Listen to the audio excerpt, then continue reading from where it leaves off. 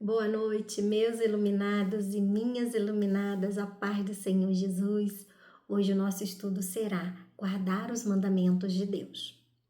Qualquer, pois, que violar um destes mínimos mandamentos e assim ensinar os homens, será chamado o menor no reino dos céus.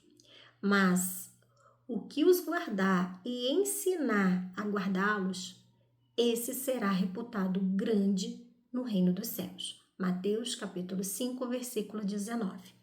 O que são os mandamentos, meus irmãos? Os mandamentos são os princípios éticos transmitidos por Deus aos homens de todos os tempos. Foram sintetizados no Decálogo, que são os 10 mandamentos, o qual Jesus não veio derrogar, mas sim aperfeiçoar. Lá no Sermão da Montanha, várias vezes, após usar a expressão ouvistes o que foi dito aos antigos, o mestre acrescentava: eu, porém, vos digo.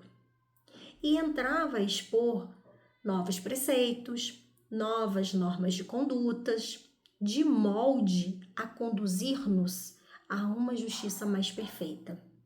Assim como ao exercício da misericórdia e da fraternidade universal. Estamos já em condições de, a par da observância das regras proibitivas do Decálogo, como não adorar as imagens, não pronunciar o nome de Deus em vão, não matar, não cometer adultério, entre outros que estão lá nos 10 mandamentos, iniciarmos uma fase mais elevada de aprendizado, qual seja de amar o próximo como a nós mesmos e fazer aos outros o que quereríamos que os outros nos fizessem. Respeitar, pois, esses mandamentos e explicá-los à humanidade para que todos saibam conduzir-se com acerto, fazendo aos outros somente o bem, tal como desejam para si mesmos, a fim de que a terra venha a ser um mundo feliz e não este vale de lágrimas, onde as dores e as aflições sobrelevam as alegrias. Constitui dever de quantos tenham examinado as páginas sublimes do Evangelho.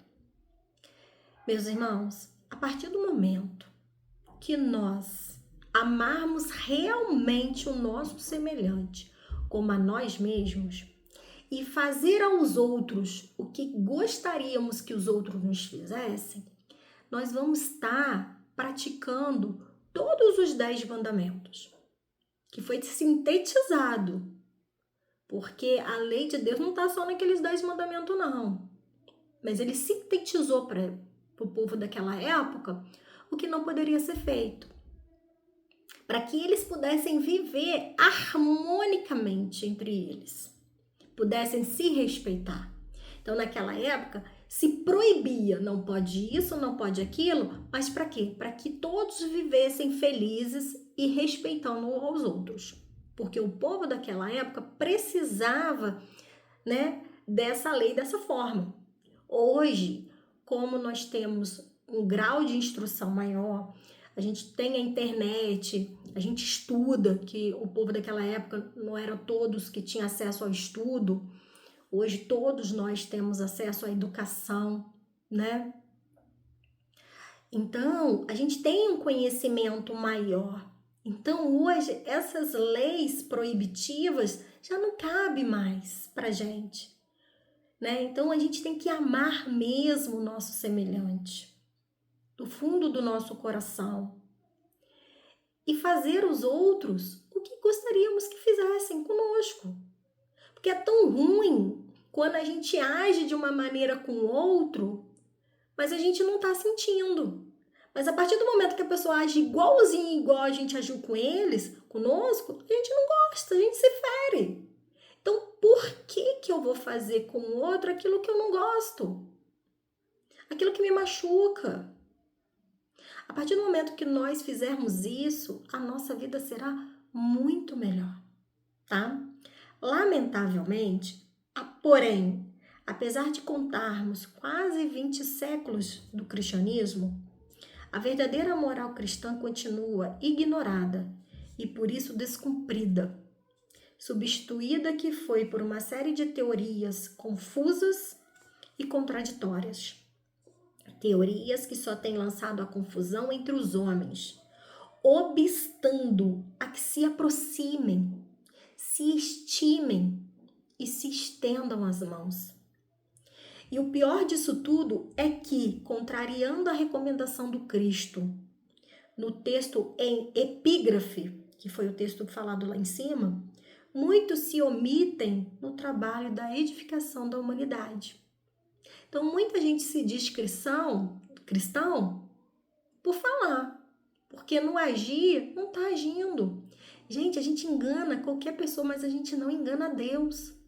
Deus está vendo cada pensamento, cada ato, cada palavra nossa. Ele está vendo. A gente consegue, mostrar para a sociedade um ser humano que há em nós que às vezes não é da forma que Deus está vendo, não, da forma que a gente é de verdade, não. E não é isso que Deus quer, que a gente haja, com vernizinho pro outro, mas que dentro de casa ou dentro de mim eu sei quem eu sou de verdade, sem o verniz, sem a máscara. Então, meus irmãos, a gente tem que tirar essa máscara, esse verniz e realmente nos lapidar moralmente para que nós venhamos a viver realmente esse evangelho de Cristo e fazer valer a vinda dele aqui. É fazer valer a crucificação dele. Porque ele não foi crucificado à toa. Ele não pode ter sido crucificado à toa. Ele veio para pregar o amor. O amor entre as pessoas. O amor é universal. E o mundo está do jeito que está por falta de amor. Nós tivemos uma pandemia aí que as pessoas quiseram tanto ter o contato do abraço, de ver as pessoas, que elas foram privadas. E quando elas puderam voltar a ter isso, elas voltaram sem amor. O que eu vejo na rua são pessoas que estão machucadas, enfermas da alma. E as pessoas estão sendo incapazes de ter misericórdia e fraternidade com seu semelhante. Então não adianta, gente, você pegar e comer a Bíblia, você saber a Bíblia de cor e salteado. Mas se você não está praticando, se você não sabe amar o seu próximo. E é uma reflexão que eu sempre falo para todo mundo. O quanto você está se amando? Porque se Jesus fala, que eu tenho que amar o próximo como a mim mesmo, peraí, que análise que eu tenho que fazer? Como que eu estou me amando? Se eu estou passando para o outro pouco amor, então eu estou me amando pouco. Então tem que começar de dentro da gente. Vamos nos amar verdadeiramente. Para que a gente possa espelhar isso para o outro. Porque o que eu tenho espelhado para o outro não é amor. Muitas das vezes não é amor. E fazer para o outro o que gostaríamos que nos fizessem. Ah, mas eu não vou fazer. Pensa, você gostaria que fosse com você assim? Longe de contribuírem para que os homens busquem aprimorar seu caráter, num esforço diuturno por desvencilhar-se de suas fraquezas e inferioridades. Levam-nos a uma completa acomodação com as misérias deste mundo, tornando-os indiferentes aos ideais superiores pelos quais devem viver quantos almejem a glória de ser cristãos. Então não basta só se dizer cristão. Isso já basta. Já acabou. Ah, eu sou cristão. Tá, cadê seus atos? Cadê suas ações? O que você está fazendo de bom? Você está amando o seu próximo? Se não tiver nada disso, não valeu de nada dizer que é cristão. Então, a gente precisa agir. Agir no bem, fazer o bem, pensar o bem. Com efeito, se no campo da física é preciso o emprego da força para vencer a inércia, como há de a humanidade sair do marasmo espiritual em que se encontra sem um forte estímulo para o bem? Sem que façam ciente e consciente de sua responsabilidade pessoal e que a cada um será dado segundo a sua obra. Então, a gente tem que sair desse marasmo espiritual, desse marasmo, né? A nossa vida tá muito paradinha. As pessoas não têm buscado tanto, se empenhado tanto. Sabe? Eu vejo muita gente assim, ai, ora por mim. Não, quem tem que orar por você mesmo é você. Não adianta eu pedir, eu posso interceder? Posso. Mas quando o pedido é feito por você mesmo, Deus atende. As pessoas não querem rezar, orar por elas. As pessoas não querem fazer uma leitura edificante. As pessoas não querem frequentar uma religião. Aí inventa várias desculpas. Mas você precisa se alimentar.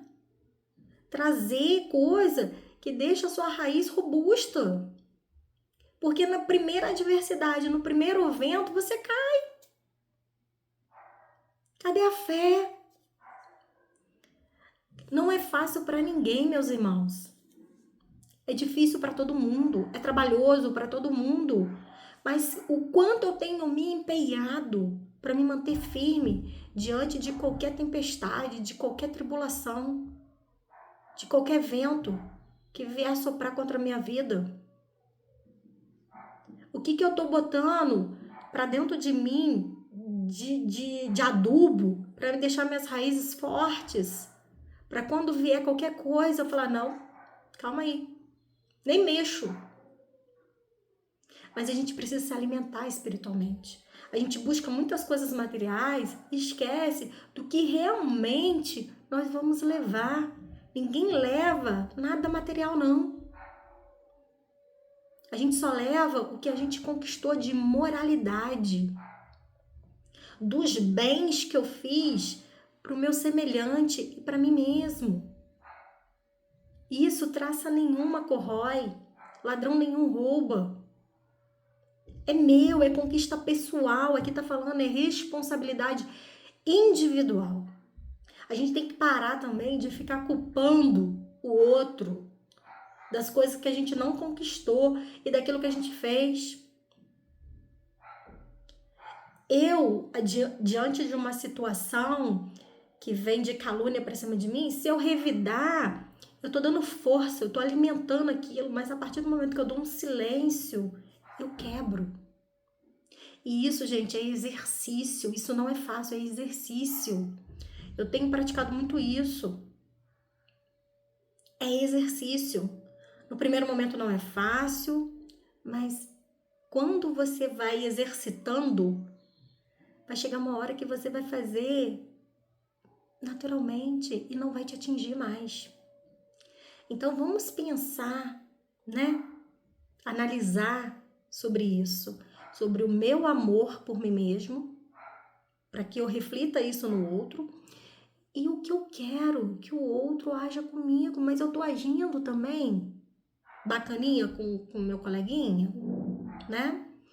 Então, meditemos seriamente sobre isso, porquanto, qual seja a nossa maneira de proceder e de orientar nossos irmãos no tocante ao necessário cumprimento da lei, tal será a nossa sorte nos planos celestiais.